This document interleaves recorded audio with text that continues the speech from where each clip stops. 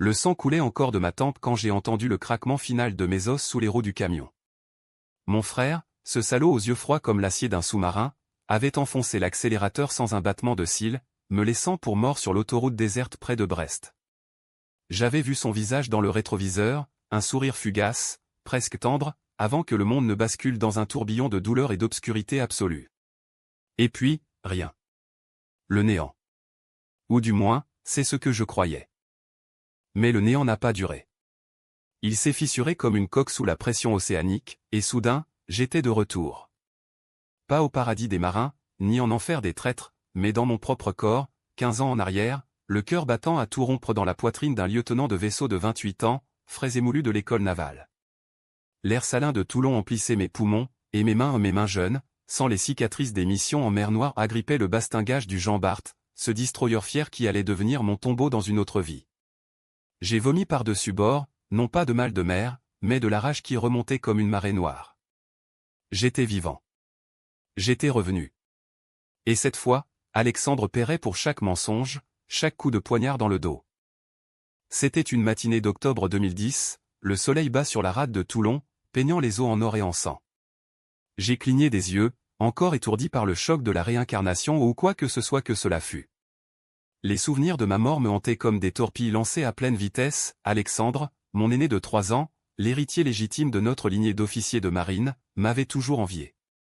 Fils de père, il avait gravi les échelons par népotisme, tandis que j'avais sué sang et eau pour mériter chaque galon. Mais en 2025, il avait franchi la ligne. Accusé de corruption dans un scandale d'armement naval, il m'avait piégé pour couvrir ses traces, un faux témoignage, des documents falsifiés, et ce camion sur l'autoroute A11, piloté par un mercenaire qu'il avait payé grassement. J'étais mort en héros suspect, rayé des annales, tandis qu'il atterrissait une promotion au poste de contre-amiral adjoint. Ironie du sort, c'est lui qui m'avait donné le coup de grâce, murmurant à mon oreille, lors de notre dernière réconciliation, « Désolé, petit frère, mais la mer n'a pas place pour les faibles. » Maintenant, je marchais sur le pont, les bottes claquant contre le métal froid, et je jurais par tous les saints bretons que je le noierais dans ses propres mensonges. Mais la vengeance n'est pas un feu d'artifice, c'est une mine sous-marine, patiente, inexorable. Je devais reconstruire, feindre l'ignorance, et frapper là où ça fait le plus mal, au cœur de son ambition dévorante. Les premiers jours furent un supplice exquis. Je me réveillais en sursaut, hanté par les visions de mon cadavre broyé, les sirènes hurlant dans la nuit pluvieuse de Normandie. Ma fiancée de l'époque, Élise, cette traîtresse aux lèvres de miel qui avait vendu nos secrets d'alcôve à Alexandre pour une bague de fiançailles, dormait encore à mes côtés dans notre appartement exigu du Mourillon. Je la regardais, son visage angélique baigné par la lune filtrant à travers les volets, et la haine me tordait les entrailles. Dans ma vie précédente, elle avait été mon ancre, jusqu'à ce qu'elle ne le soit plus. Scott, mon amour, murmurait-elle en se levant contre moi, ignorant que j'avais déjà prévu son éviction. Le matin venu, je simulais la tendresse. Un café noir, un baiser sur le front, et je filais à l'état-major. Là, parmi les cartes hydrographiques et les écrans radars clignotants, je croisais pour la première fois depuis mon retour le commandant Duval, un vieux loup de mer aux moustaches jaunies par le tabac. « Lieutenant Scott, grognatait-il en me serrant la main, vous avez l'air d'avoir vu un fantôme. Prêt pour l'exercice en Méditerranée ?» J'acquiesçai, un sourire crispé aux lèvres. Prêt ? J'étais une bombe à retardement. L'exercice Tempête d'Azur devait être le théâtre de ma première manœuvre. Une simulation de conflit en mer, avec des frégates alliées et des sous-marins ennemis fictifs. Alexandre, déjà capitaine de frégate, commandait l'unité de soutien logistique. Je le vis sur le quai, impeccable dans son uniforme, entouré d'une cour de subalternes obséquieux. Nos regards se croisèrent, et pour un instant, je crus voir une lueur de surprise dans ses yeux verts comme si mon retour d'entre les morts avait laissé une écho spectrale. « Petit frère » lança-t-il d'une voix mielleuse, en s'approchant pour une accolade fraternelle, toujours fidèle au poste. Père serait fier. Son parfum, un mélange de brise marine et d'ambition rance, me donna la nausée. « Et toi, grand frère, toujours à veiller sur la famille » répliquai-je, ma voix un fil tendu prêt à rompre. Nous rîmes, mais sous la surface, les courants étaient traîtres. Ce soir-là, lors du briefing, je plantai la première graine de discorde. Tandis qu'Alexandre exposait son plan logistique, un convoi vulnérable aux attaques simulées, je levai la main, innocent.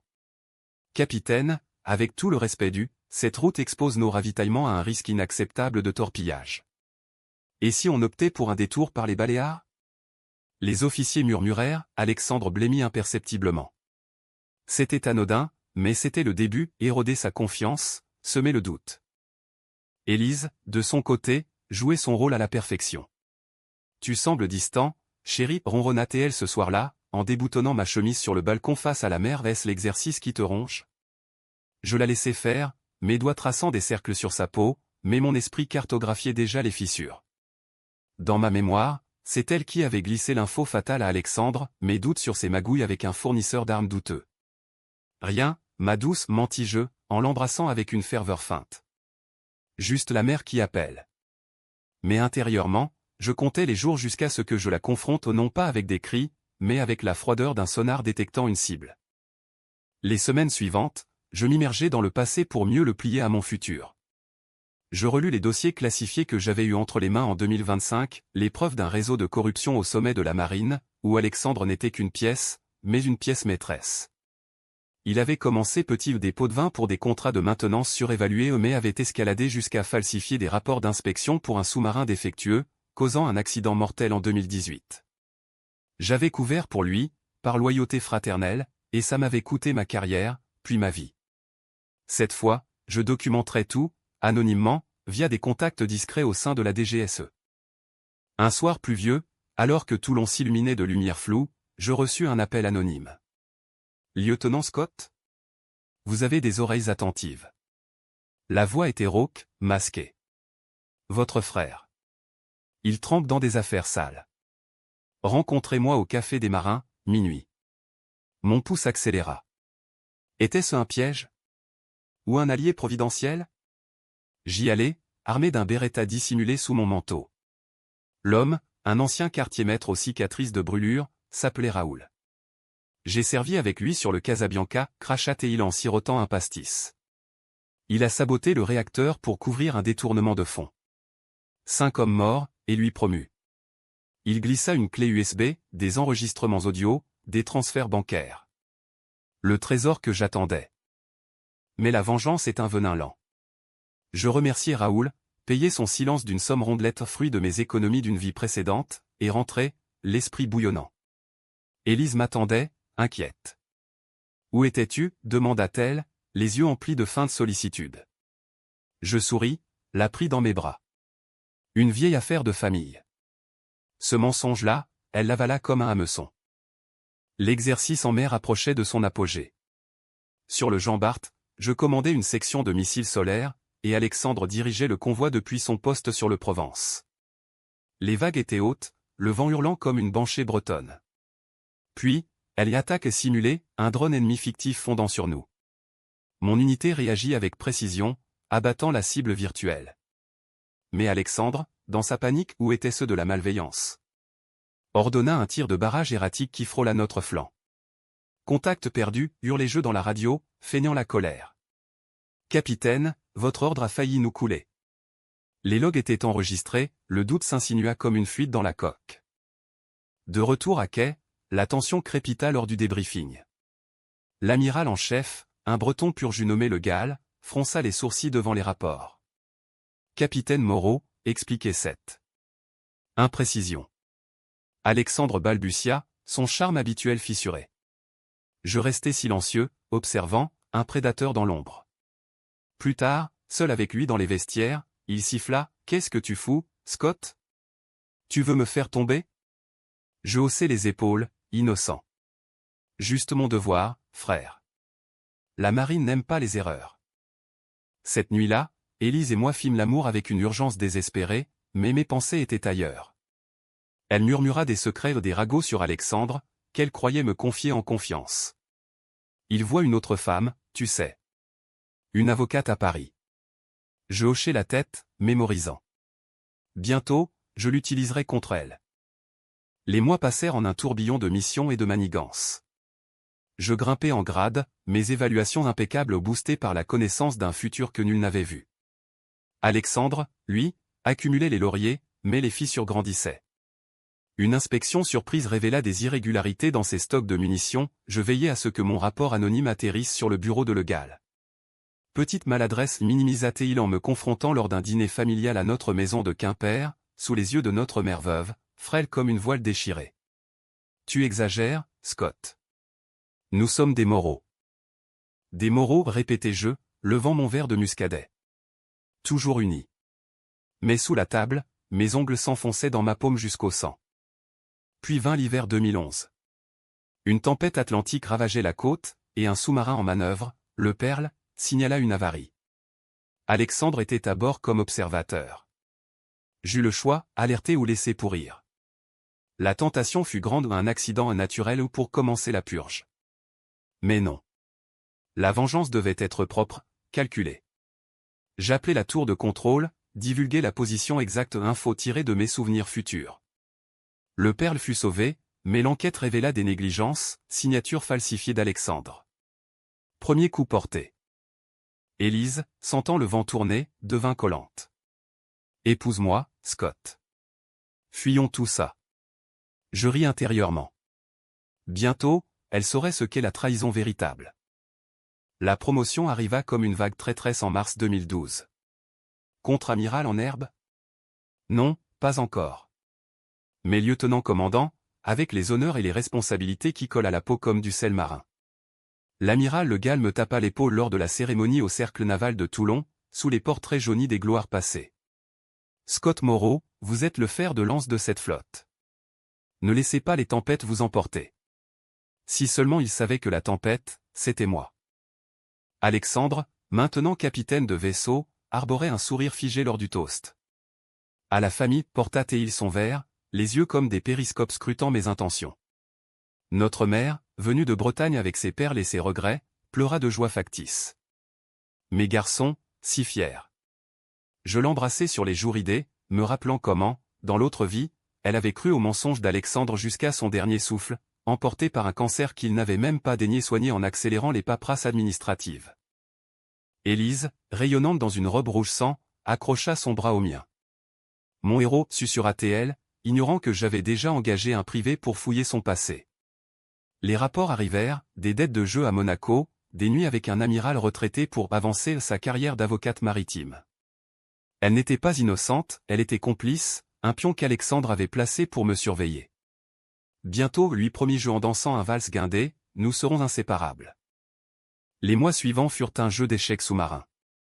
Je m'infiltrai dans les cercles d'Alexandre, dîner à l'Élysée avec des lobbyistes d'armement, croisières privées sur des yachts ancrés à Saint-Tropez.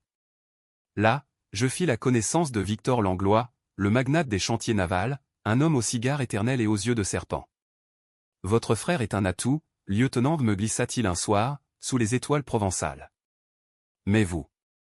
Vous avez du feu. Intéressé par un partenariat. Je feignis l'hésitation, puis signai un contrat bidon pour des consultations. En réalité, c'était une porte ouverte sur ces comptes offshore, où l'argent sale d'Alexandre ruisselait comme de l'huile noire. Mais la vraie avancée vint d'un allié inattendu, Raoul, l'ancien du Casabianca, qui refit surface avec plus de preuves. Nous nous rencontrâmes dans une brasserie enfumée de Marseille, l'air chargé d'ail et de trahison. Il prépare un gros coup, murmura-t-il, glissant une enveloppe jaunie. Un marché avec des Russes pour des torpilles sous-marines. Défectueuses, pour gonfler les marges. Les photos montraient Alexandre serrant la main d'un oligarque à Sotchi, un verre de vodka à la main. Mon cœur se serra au nom de douleur, mais d'anticipation. Dans ma vie antérieure, ce deal avait causé l'explosion du Triomphant en 2020, tuant 12 hommes. J'avais enquêté, et payé de ma vie. Je décidai de frapper subtilement.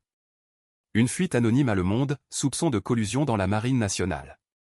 Les journaux s'emparèrent du scandale, et Alexandre fut convoqué pour un audit interne. C'est toi, hein, siffla-t-il lors d'une visite surprise à mon bureau, le visage tordu comme un marin. Toujours le petit jaloux. Je ris, doucement. Jaloux? Non, frère. Juste vigilant. La France mérite mieux que tes petits arrangements.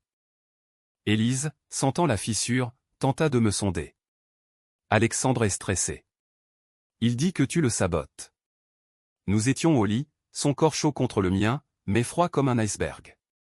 Je la retournai, la plaquai sur le matelas. Et toi, ma chérie? De quel côté es-tu? Elle haleta, surprise par la violence de ma prise. Du tien, toujours. Menteuse. Le lendemain, je la confrontai avec les preuves, des textos codés à Alexandre, des virements pour au service rendu. Ses yeux s'emplirent de larmes. Scott, C'était pour nous. Pour notre avenir. Je la giflai au pas fort, juste assez pour briser l'illusion. Notre avenir? Tu l'as vendu pour un collier de pacotille. Dégage. Elle partit en hurlant des insultes, mais je savais qu'elle courait droit chez lui. Parfait. Un pion de plus sur l'échiquier. L'audit tourna au vinaigre pour Alexandre. Des irrégularités mineures devinrent des accusations graves, il fut suspendu temporairement, relégué à un poste administratif à Paris. Temporaire, insista-t-il lors d'un appel nocturne, savoir rauque d'alcool. Mais je sais que c'est toi. Tu paieras, Scott. La famille, c'est sacré. Sacré? Le mot me fit éclater de rire, un son amer dans le silence de mon appartement vide. La famille t'a déjà coûté cher, Alex. Et ce n'est que le début. Je profitai de son exil pour consolider mon ascension. Mission en Libye, où je négociais discrètement avec des contacts MI6 pour des infos sur les réseaux russes. Retour triomphal, médailles épinglées, et une promotion à capitaine de frégate. L'amiral Le Gall me prit à part, vous êtes un atout, Moreau. Mais prudence avec les serpents dans l'herbe. Serpent? J'en étais un, venimeux et patient. Puis, le twist personnel, une lettre de notre mère. Scott, mon fils, Alexandre est brisé. Viens à Quimper. Pour moi. Je partis, le cœur lourd malgré la haine. La maison familiale, avec ses poutres noircies par des générations de marins, sentait la mer et la mort. Maman, amaigrie, me serra contre elle. Il pleure la nuit, tu sais. Il dit que tu le hais. Je la berçai, murmurant des promesses vides. Alexandre arriva le lendemain, les traits tirés, une bouteille de Shiva à la main. On parle, petit frère? Nous sortîmes sur la falaise, le vent atlantique fouettant nos visages comme un katona tel. Tu m'as trahi, cracha-t-il enfin, les yeux injectés de sang. Tout ce que j'ai fait, c'était pour nous. Pour l'héritage. Héritage? Le mot résonna comme un glas. L'héritage, c'était papa qui le voulait. Pas moi. Tu l'as volé, Alex. Et maintenant, tu voles la France. Il bondit, me saisit au col. Preuve? Montre-les. Je le repoussai, le surplombant pour la première fois. Pas encore. Mais bientôt, le monde saura qui est le vrai traître. Il partit en claquant la porte, mais pas avant d'avoir glissé à maman un chèque pour ses soins, soi-disant. Je le déchirai devant elle. Il achète ton silence, maman. Comme il achète tout. Elle pleura, et pour la première fois, je vis le doute dans ses yeux. Graine plantée. De retour à Paris, où j'avais été muté pour une affectation à l'état-major interarmé, je tisse la toile plus serrée. Victor Langlois m'invita à une soirée galante sur la Seine, bateau-mouche privatisé. Là, au milieu de champagne et de jazz languide, je rencontrai sa nièce, Camille, une journaliste d'investigation au Figaro, aux cheveux roux comme les feux de signalisation en mer. Capitaine Moreau, dit-elle en serrant ma main, ses yeux verts pétillants de curiosité. J'entends des rumeurs sur votre frère. Corruption navale? Je souris, charmeur. Rumeur? Où fait? Nous dansâmes, et je lui glissai un indice, chercher les torpilles russes. Et l'homme qui les vend. Camille devint mon arme secrète. Nos rendez-vous étaient un mélange de séduction et de stratégie, dîner aux terrasses des Champs-Élysées, nuit volée dans des hôtels discrets de Montmartre. Elle creusa, et les premiers articles tombèrent comme des obus, anomalie dans les contrats sous-marins, un officier impliqué. Alexandre paniqua, m'appelant à minuit. C'est elle, hein? Ta pute rousse. Je raccrochai, savourant sa rage. Mais la vengeance a un prix. Les cauchemars me hantaient, le camion, le craquement, le sourire d'Alexandre. Et pire, les doutes. Étais-je meilleur que lui? Mes manipulations, mes mensonges n'étaient-ils pas du même poison? Une nuit, après une mission épuisante en Atlantique, je m'effondrai devant Camille. Je suis un monstre, avouai-je, les larmes coulant enfin. Elle me tint, murmura, non, tu es un survivant. Et la justice l'exige. Survivant.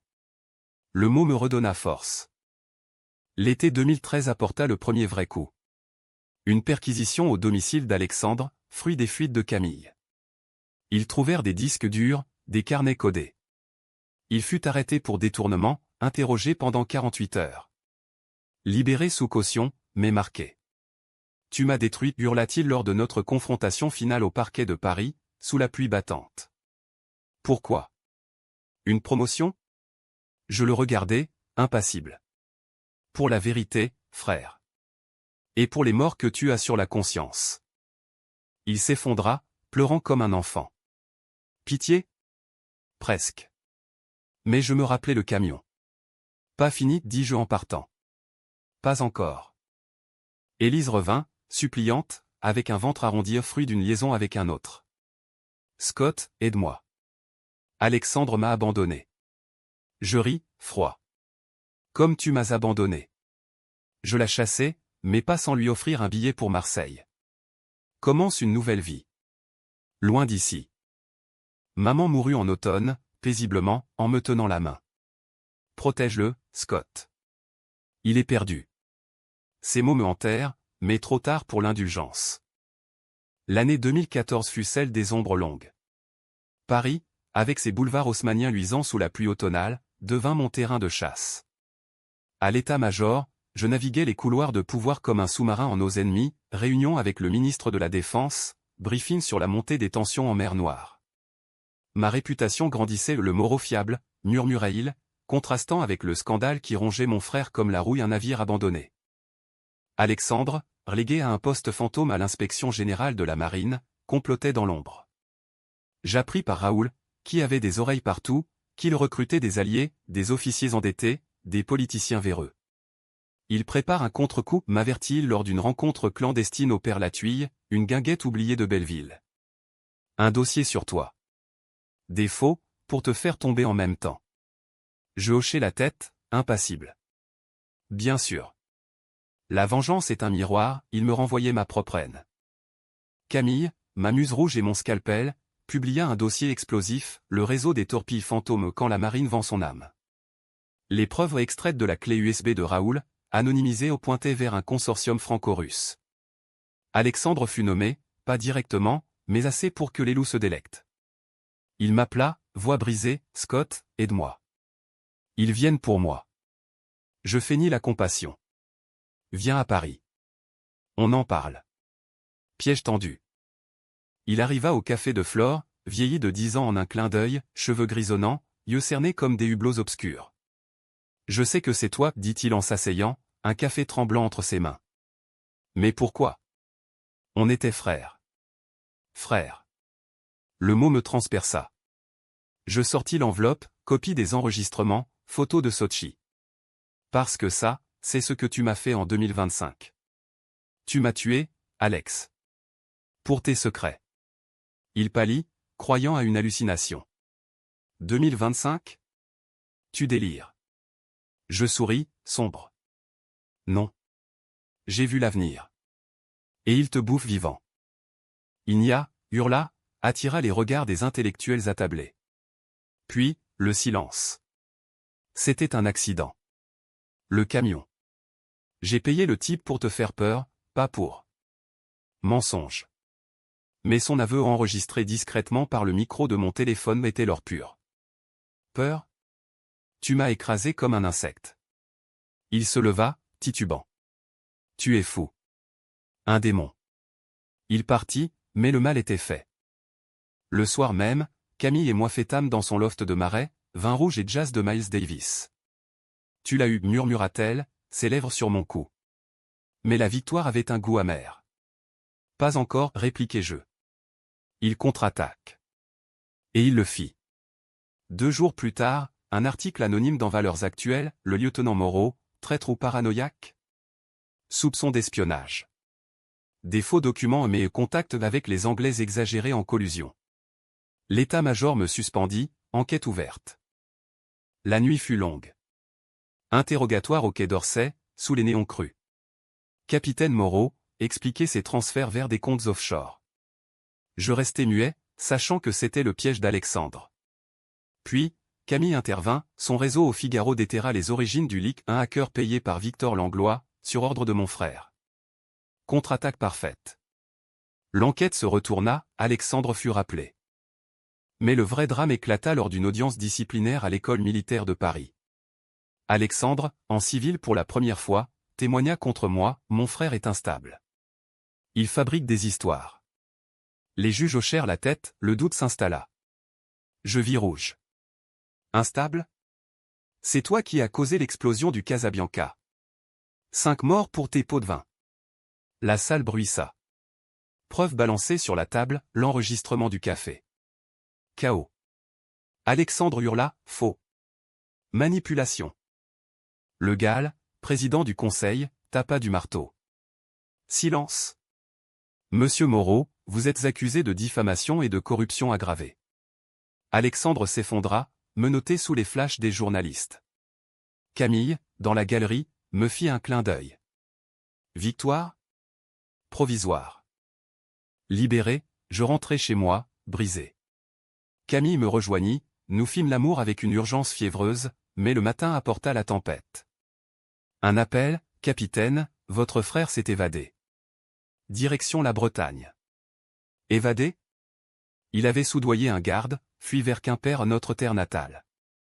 Je pris la route, TGV puis location de voiture sous la pluie battante. Camille insista pour venir, c'est fini maintenant. Mais je savais, ce n'était que le prologue du climax. Quimper, enveloppé de brume celtique, sentait la trahison et les marées mortes. La maison familiale était vide, mais des traces, valises ouvertes, papiers éparpillés. Puis, un coup de fil, Scott, c'est maman. Non, elle était morte. Voie trafiquée. Viens à la falaise. Seul. Piège. J'y allais, Beretta chargée. La mer rugissait en contrebas, écumante. Alexandre émergea de l'ombre, un fusil de chasse à la main volé, probablement. Finissons ça, frère. Son doigt sur la détente tremblait. Tu as tout ruiné. Pour rien. Rien. Les morts, les mensonges. Pour la justice, dis-je, levant mon arme. Vent hurlant, nous nous affrontâmes comme dans un duel du 19e siècle. Il tira le premier homme en cas. Je ripostai, les raflant à l'épaule. Il s'effondra, criant. Pourquoi pas me tuer? Comme j'aurais dû te tuer. Je m'approchai, arme pointée. Parce que la mort est trop facile.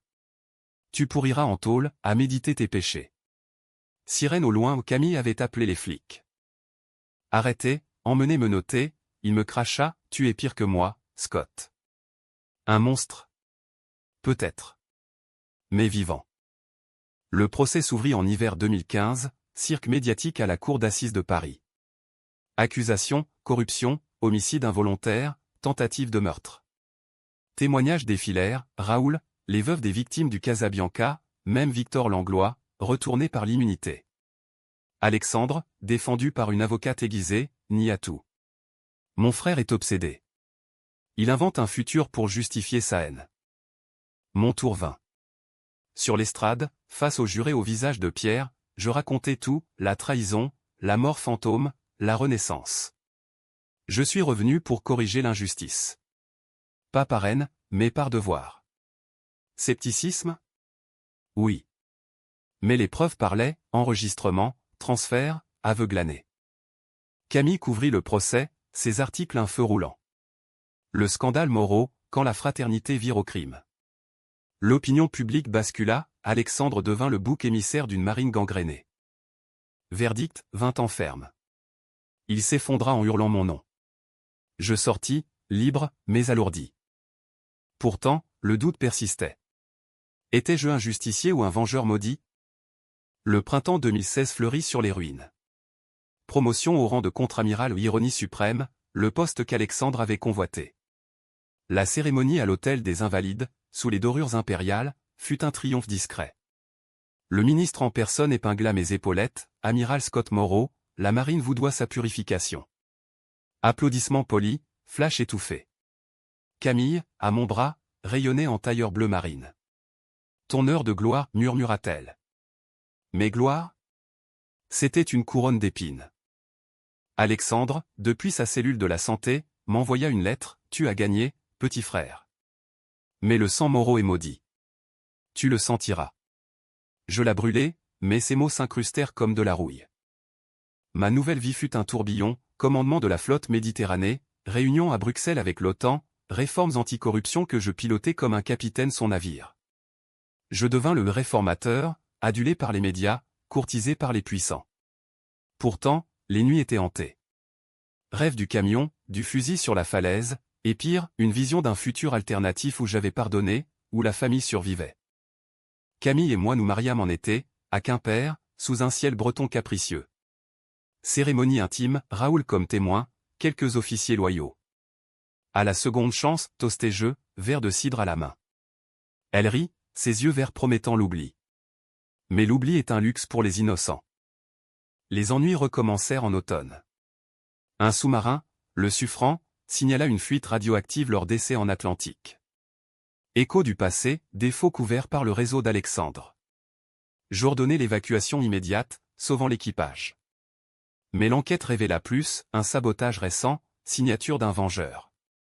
Ancien complice, murmura Raoul lors d'un appel crypté. Libéré sur parole, payé par qui? La paranoïa s'installa. Lettres anonymes, le sang appelle le sang. Embuscade ratée, un tireur sur le toit lors d'une parade à Brest. Camille paniqua, Scott, arrête. C'est fini. Mais non. Je creusai, et trouvai, un lieutenant subalterne, protégé d'Alexandre, manipulé par Victor Langlois, qui fuyait la justice en Suisse. Opération discrète, avec l'aide de la DGSE, raid sur un chalet alpin. Langlois arrêté, confessions arrachées. C'était pour lui le génie Hill. Votre frère jure de vous briser. De retour à Paris, je visitai Alexandre en prison, vitre blindée entre nous. Tes chiens, dis-je. Pathétique. Il sourit, lèvres minces. Pas fini, Scott. J'ai un atout. Le secret de papa. Secret de papa? Notre père, mort en mer en 1995, abattu par un sous-marin soviétique lors d'une mission secrète en Baltique. Héros officiels, mais... Il était un traître, cracha Alexandre. Espion pour les Russes. J'ai les preuves. Publié, ta carrière en notre nom en cendres. Choc. Mensonge? Vérité? Mes souvenirs futurs n'en parlaient pas. Je quittai la prison, titubant. Vérification frénétique, archives déclassifiées, contact au Kremlin via des intermédiaires. La vérité émergea, pire que le soupçon, papa avait flirté avec l'ennemi, pour sauver sa peau lors d'une capture. Pas traître total, mais compromis. Alexandre avait hérité le dossier, l'utilisait comme épée de Damoclès. Twist, il menaçait de le lâcher pour un appel, une remise en liberté conditionnelle. Aide-moi, frère, supplia-t-il lors d'une visite clandestine. Ou on coule ensemble. Dilemme moral, sacrifier mon honneur pour la paix? Ou le laisser pourrir? Camille, enceinte de 3 mois, me confronta, choisis la vie, Scott. Pas la haine. Je la serrai, mais la nuit, je décidai. Contre-amiral ou pas, la vengeance primait. Manœuvre finale, je falsifiai le dossier et l'expertise en cryptographie, aidé par un hacker allié. Preuve détruite, mes backups envoyés à la presse comme démentis. Alexandre, flairant le piège, tenta le tout pour le tout, un appel au ministre, allégation folle. Mais trop tard. Son avocat le lâcha, procès révisé pour évasion et chantage. Climax au tribunal, été 2017. Alexandre, enchaîné, hurla, il ment. Papa était un lâche, comme lui. Juré horrifié. Verdict, perpétuité. Il s'effondra, yeux vides. Tu m'as tué 2 fois, murmura-t-il en passant. Soulagement? Non. Vide. L'automne 2018 marqua la fin, ou le début d'un nouveau cycle. Contre-amiral Scott Moreau, architecte de la purge navale, devint une légende vivante, conférence à l'IHEDN, mémoire fantasmée dans les couloirs du pouvoir. Camille donna naissance à un fils, Baptiste, aux yeux bleus comme l'océan. Notre renaissance, dit-elle en le berçant, dans notre maison de Saint-Malo, face aux remparts médiévaux. Je hochai la tête, mais le poids persistait, étais-je père, ou fantôme? Alexandre, en isolement à Clairvaux, son bras. Lettres sporadiques, regrets d'abord, puis malédiction. Le twist, petit frère, maman savait pour papa. Elle t'a choisi pour laver l'honneur. Mais tu as souillé plus que tu n'as nettoyé. Maman?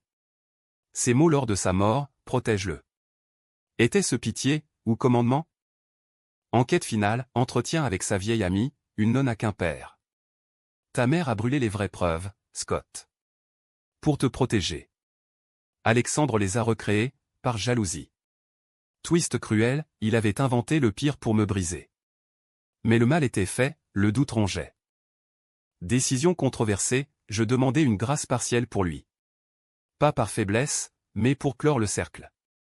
10 ans de plus, et liberté conditionnelle, plaidait je au président lors d'une audience privée à l'Élysée. La France a besoin de rédemption, pas de vengeance éternelle. Accordé. Alexandre sorti en 2028, brisé, anonyme en Normandie. Rencontre finale, sur la plage de Deauville, vent salé fouettant nos cheveux grisonnants. Pourquoi, demanda-t-il, silhouette voûtée. Pour la famille, répondis-je. Ce qu'il en reste. Étreinte maladroite, larmes salées. Pas pardon total, mais trêve. Camille et Baptiste devinrent mon ancre. Mission diplomatique en Indo-Pacifique, où je négociais des alliances propres. Mais les nuits, le hook initial revenait, le camion, la renaissance.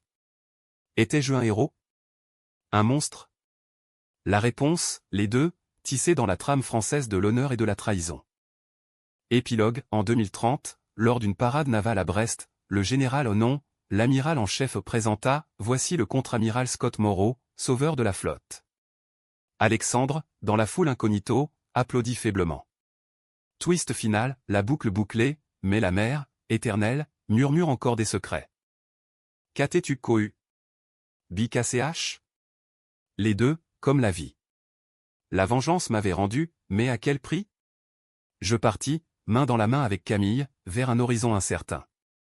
La France, fière et fracturée, continuait de naviguer.